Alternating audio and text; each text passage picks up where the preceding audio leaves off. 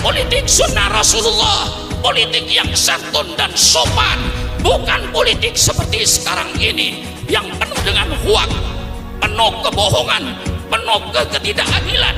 Mari kita bikin politik yang sopan, politik yang santun, kembali politik yang sopan, politiknya Al-Qur'an.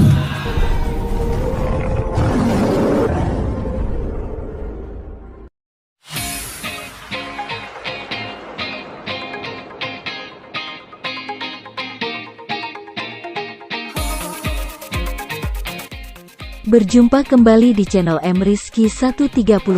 Bagi kalian yang belum subscribe dulu ya, serta nyalakan lonceng notifikasinya agar tidak ketinggalan video terbaru yang bermanfaat. 100% yang saya sampaikan tadi kepada wali kota dan bapak polisi. Apa saya katakan kepada beliau tadi itu? Persis 100% pidato beliau terakhir itu.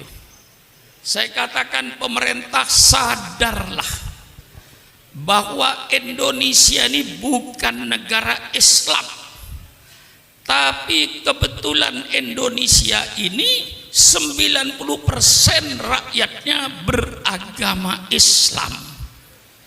Maka kalau pemerintah mau bikin undang-undang, mau bikin peraturan, pakai pikiran. Siapa yang akan melaksanakan peraturan ini? Siapa yang melaksanakan undang-undang ini? Kau jangan bikin undang-undang peraturan semau-maunya. Pikirkan dulu, siapa yang akan melaksanakan peraturan yang kau bikin ini? Yang akan melaksanakan 90% beragama Islam. Jangan Anda bikin peraturan, ya Pak Jinuri ya. Jangan Anda bikin peraturan pemerintah yang bertentangan dengan Al-Quran dan Sunnah Nabi. Persilakan Anda bikin peraturan. Kalau peraturan itu jelas-jelas bertentangan dengan Quran dan Sunnah Rasulullah, umat Islam siap untuk tidak mengerjakan. Persis tadi saya katakan. Nggak ada bedanya. Inilah saudara-saudara, alhamdulillah sudah dibangkitkan semangatnya tadi. Sekarang tinggal saya ngisi ilmunya. Ya, sudah cukup tadi dibangkitkan dengan ilmunya, dengan semangatnya. Sekarang saya mau ngisi saudara. Agama Islam yang diturunkan oleh Allah terakhir sebagai penutup, itu syariat Allah dari langit sudah tumplek-blek. Bahasa Jawa ini. Ada orang Jawa enggak? Ada. Orang Jawa itu kalau sungguh-sungguh mesti kata akhir diulang. Kalau orang Jawa bilang kemarin di Jatinegara macet, enggak apa-apa, itu masih jalan. Tapi kalau orang Jawa bilang kemarin Pak Kiai di Jatinegara jalan macet, itu orang Jawa itu. Matiin mesin, udah nggak usah jalan, matiin aja mesin udah. Kalau sudah macet, syariat Allah diturunkan oleh Allah sesuai dengan kepentingan manusianya, tidak diturunkan sekaligus sama Nabi Adam. Karena diturunkan sekaligus sama Nabi Adam, banyak yang tidak dijalankan. Zaman Nabi Adam tidak ada undang-undang nyolong. Mengapa tidak ada undang nyolong? Karena zaman Nabi Adam tidak ada orang nyolong. Mengapa tidak ada orang nyolong? Karena tidak ada orang. Selesai. Untuk apa diturunkan undang-undang nyolong? Nggak ada gunanya itu. Dunia belum dikapling-kapling. Negara saja belum ada. Nggak perlu. Nggak diturunkan oleh Allah. Zaman Nabi Adam tidak diturunkan undang-undang perkawinan sempurna seperti kita ini. Mengapa? Karena zaman Nabi Adam tidak ada orang kawin. Mengapa tidak ada orang kawin? Ya tidak ada orang. Siapa mau jadi besan? Cukup Allah kasih kemurahan. Kakak kandung kawin dengan adik kandung, adik kandung. Kalau sekarang di Jatinegara ada orang mau kawin dengan adik kandungnya sendiri, itu anak salah lahir. Mestinya lahirnya zaman Nabi Adam. Datang Nabi Nuh sempurnakan, datang Nabi Ibrahim sempurnakan, datang Nabi Musa sempurnakan, datang Nabi Isa sempurnakan dengan kitab Injilnya. Datang Nabi Muhammad, semua kitab ditarik oleh Allah. Maka semua kitab ini sebenarnya menurut Al-Quran sudah tidak ada di permukaan bumi. Yang asli menurut Islam, Injil yang asli, yang firman Allah kepada Nabi Isa, bukan perkataan Nabi Isa, itu kitab Injil. Kitab Taurat itu perkataan firman Allah kepada Nabi Musa, dan bukan perkataan Nabi Musa sebagaimana Al-Quran.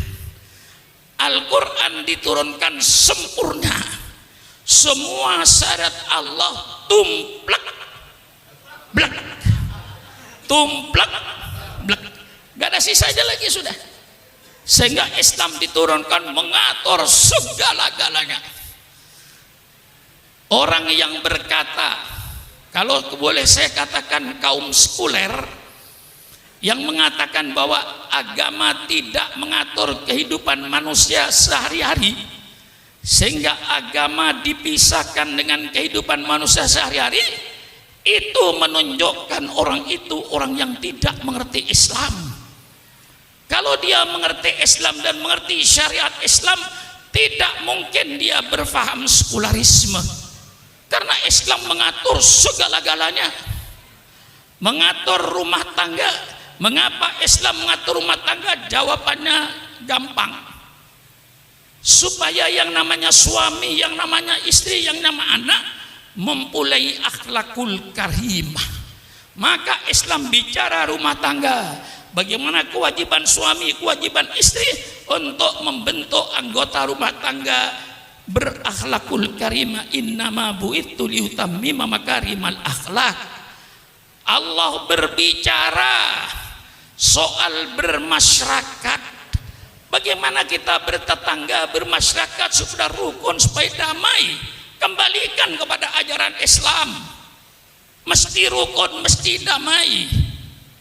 Tetangga dengan tetangga mempunyai akhlakul karimah. Mangkana yu'minu billahi wal yaumil akhir falyukim jarahu. Subhanallah. Mengapa Islam bicara soal bermasyarakat? Supaya anggota masyarakat itu bermoral, berakhlak. Islam berbicara soal pertanian. Mengapa Islam bicara soal pertanian?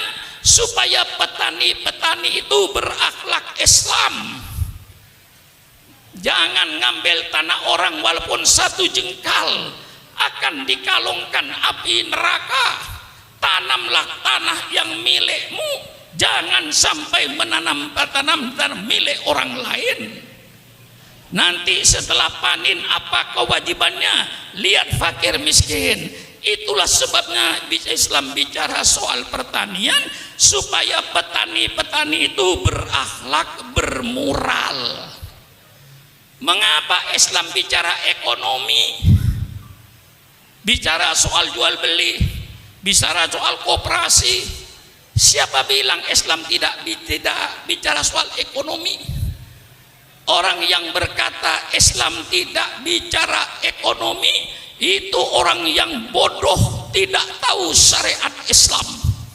Kalau dia baca Fathul Qorib, dia baca Fathul Mu'in, ada babul bai', bab dengan jual beli. Ahallallahul bai'a wa harrama riba, ini ekonomi. Ar-rasi wal murtasi finnar, orang yang menyuap dan yang terima suap di neraka. La ta'kulu amwalakum bainakum bil batil, jangan kau makan harta orang lain dengan cara yang batil, ngurangin timbangan dan seterusnya. Islam mengatur ekonomi sampai cara mesen barang. Islam mengatur menurut sunnah Rasulullah bagaimana cara mesen barang, bagaimana berkooperasi. Islam mengatur bagaimana cara penanaman modal yang dikenal dalam hukum fikih babul qirot. Ada yang membaca babul qirot, persilakan. Bagaimana investasi dalam Islam? Islam berbicara sampai mendetil bagaimana memesan barang. Ya kayak sekarang ada online, ada syarat-syaratnya, memesan namanya babus salam. Bagaimana kita memesan barang, syaratnya bagaimana, pembayarannya bagaimana. Persilakan baca Fathul Qarib, Fathul Muin. Jadi kalau ada tokoh Islam berkata bahwa Islam tidak mengatur kehidupan manusia sehari-hari, itu keluar dari orang-orang yang bodoh dan tidak mengerti syariat Islam. Paham? Paham? Mestinya saya sudah tidak pidato begini. Dulu 40 tahun yang lalu saya begitu pidato begini. Tapi kalau sudah Islam dikutik-kutik, saya katakan jangan membangunkan macan tidur. Saya sudah tidur sebenarnya karena tua. Tapi jangan coba-coba Islam itu dipermainkan. Syukur akan tampil sebagaimana dulu ketika umur 20 tahun, 30 tahun. Tangan saya masih mampu untuk nunjuk-nunjuk. Kalau ini sudah menyangkut soal Islam. Jadi orang yang berkata Islam tidak mengatur ekonomi, tidak mengatur politik, itu orang yang bodoh Islam. Ngaji, jangan Islamnya cuman asyhadu alla ilaha illallah wa asyhadu anna muhammadar rasulullah, tidak pernah belajar Islam, tidak pernah ngaji tafsir, tidak pernah ngaji hadis, lalu berkata bahwa Islam tidak mengatur kehidupan manusia. Itu keluarlah dari pemikiran orang-orang yang bodoh Islam. Paham? Mengatur ekonomi, mengatur ekonomi supaya pelaku ekonomi bermoral, yang dagang berakhlak, yang buka industri berakhlak. Ini tujuannya mengapa Islam bicara ekonomi, supaya pelaku ekonominya bermoral, berakhlak. Innama bu'itsu liutammima makarimal akhlak. Paham? Mengapa Islam bicara politik? Intinya kata kuncinya satu, innama bu'itsu liutammima makarimal akhlak. Mengapa Islam bicara politik? Islam bicara politik supaya pelaku politik bermoral, berakhlak. Sebagai seorang pemimpin, apa kewajibannya terhadap rakyatnya? Hai pemimpin-pemimpin, jangan kau berpikir apa yang akan saya ambil dari rakyat, tapi pemimpin berpikirlah apa yang akan kau berikan kepada rakyatnya itu. Kalau kau selalu berpikir apa yang saya ambil dari rakyat, ya gampang, naikkan semua pajak. Maka pemerintah bukan berpikir apa yang saya ambil dari rakyat, tapi pemerintah berpikir apa yang harus saya berikan kepada rakyat. Bagaimana? Bagaimana? Ngotot lagi saya ini, dipancing Habib Hanif tadi itu. Lah ini Islam. Siapa bilang Islam tidak bicara politik? Yang melarang kiai bicara politik, yang melarang ulama bicara politik di masjid-masjid, di masjid taklim adalah Belanda. Sekali lagi, yang melarang kiai bicara politik, bicara soal negara, itu Belanda. Mengapa Belanda melarang kiai bicara politik? Karena Belanda ingin menjajah Indonesia sampai kiamat. Maka Belanda melarang. Banyak kitab-kitab, dulu Kiai Maskur, mantan Menteri Agama, cerita kepada saya, banyak kitab-kitab yang dilarang oleh Belanda yang membangkitkan semangat anak muda. Namanya kitab Idotun Nasiin. Ya Kiai, masih ingat kitab Idotun Nasiin? Kitab Idotun Nasiin ini membangkitkan generasi muda. Kitabnya sekarang masih ada. itu oleh Belanda dilarang. Kitab-kitab yang berbau politik, Ahkamus Sultaniyah dilarang, baik yang disusun Imam Mawardi maupun yang disusun Imam Abu Ya'la. Tidak boleh bicara soal politik, itu yang melarang belan, yang melarang belan. Kalau sekarang ada tokoh di Indonesia melarang kiai bicara politik, berarti itu sisa-sisa. Tolong berhadapan dengan Syukuron Makmun. Mari kita duduk di atas meja dengan damai, dengan sejuk, sambil minum kopi. Betul? Mari bicara. Jangan ngomong sembarangan kalau kau tidak ngerti Islam. Di mana kau ngajinya? Di mana kau menuntut ilmunya? Mentang-mentang jadi tokoh, tidak pernah ngaji Islam, berbicara orang Islam. Ini yang merusak Islam di Indonesia ini. Mari secara ilmiahnya saya kupas. Quran, ayat politik dalam Quran terlalu banyak. Saudara kenal baldatun thayyibatun wa rabbun ghafur? Di mana itu? Di mana itu? Apa baldatun thayyibatun wa rabbun ghafur? Negara yang baik, negara yang aman, negara yang damai, negara yang sejahtera, itu dalam surat As-Saba. Itu tertulis dalam Al-Quran. Masih banyak ayat-ayat yang berbicara soal negara. Banyak. Saya kasih sebagian saja.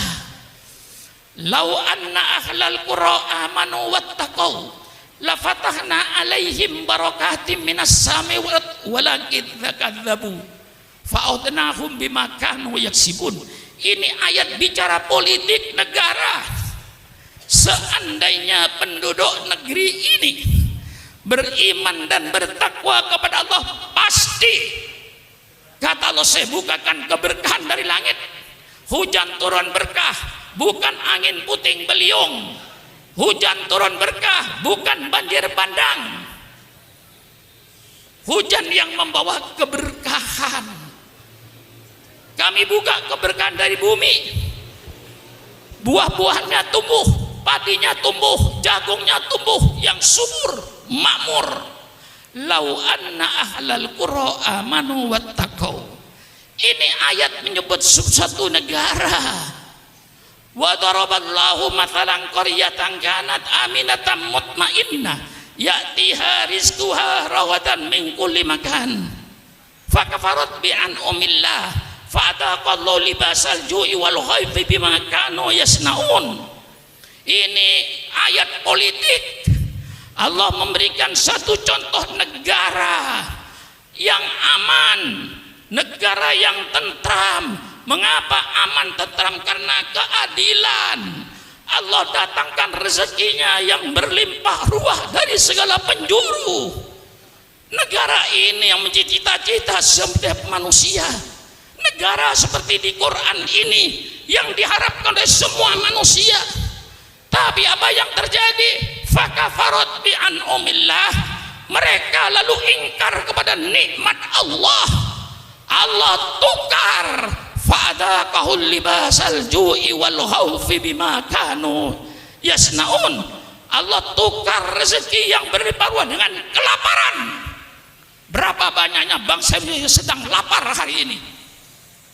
Subhanallah, subhanallah. Allah tukar keamanan dan ketenangan dengan kegelisahan. Lihat sekarang ini di Irian, di mana-mana tempat. Subhanallah, subhanallah. Allah bicara negara, malah Allah menceritakan lagi bagaimana Allah cara menghancurkan suatu negara. Ini terperinci dalam Al-Quran. Dalam Al-Quran terperinci. Idza aradna an nulika qaryatan amarna mutrafiha fafasaku fiha faqqa alahil qawlu fadammarnaha tadmira. Kalau Allah ingin menghancurkan suatu negara, apa yang Allah jadikan? Allah perintahkan orang-orang yang bergelimang dalam kenikmatan untuk taat kepada Allah, tapi mereka tidak taat kepada Allah. Orang-orang kayanya yang bergelimang dengan kenikmatan itu, mereka main perempuan, main judi, mabuk-mabukan, segala larangan Allah. Itulah Allah hancurkan negeri itu kalau ini sudah terjadi. Ada yang membaca tafsir itu bukan amarna, dibaca amarna. Kalau Allah ingin menghancurkan suatu negara, maka Allah jadikan pemimpin negaranya itu orang-orang yang bergelimang dalam kemewahan. Karena mereka sudah bergelimang dalam kemewahan, dengan makan duit rakyat, dia lupa kepada rakyatnya. Dia kerjakan kedoliman, dia kerjakan ketidakadilan. Disitulah Allah hancurkan negeri itu. Bagaimana? Ini nyumbang atau menduskan Habib Hamid pada saya ini. Ya karena saya orang tua, maka diletakkan belakang itu benar itu. Persilakan Kiai bicara, segala macam bicara bebas. Syukur Mamun suruh terakhir mesti nyambung. Kayak asli pidato, saya belakangan nyambung. Setiap kiai pidato saya belakangan nyambung. Tinggal nerusin aja. Maklum umurnya 81 tahun. Ya, bicara 8 apa? Saya ini pidato Habib Hanif sudah 53 tahun. Saya pidato sejak zaman Bung Karno. Saya sudah pidato melawan Bung Karno. Mestinya orang Betawi itu secara psikologisnya sudah bosan melihat saya. Mestinya bosan Anda. Masa lihat muka saya 53 tahun, mendengar suara saya mulai saudara di ibtidaiyah, mulai di sanawiyah, sampai sekarang jadi kiai. Insya Allah Kiai Munawir asli itu mendengar pidato saya barangkali di sanawiyah waktu itu, mendengar pidato saya, mestinya Kiai sudah bosan mendengar suara saya ini. 52 tahun 3 bulan tahun suaranya itu aja, mukanya itu aja. Bosan enggak? Bosan enggak? Mengapa tidak bosan? Saya memberikan ini bahwa Islam itu bicara politik. Belanda yang melarang kiai bicara politik, maka saatnya para ulama, saatnya para habaib untuk bicara politik. Selamatkan NKRI ini, selamatkan Indonesia ini, selamatkan negara Republik Indonesia ini, supaya ulama kalau sayang negara, ulama bicaralah soal politik di masjid-masjid dengan syarat politik Al-Quran yang santun dan sopan, politik sunnah Rasulullah, politik yang santun dan sopan, bukan politik seperti sekarang ini yang penuh dengan hoaks, penuh kebohongan, penuh ketidakadilan. Mari kita bikin politik yang sopan, politik yang santun, kembali politik yang sopan, politiknya Al-Qur'an.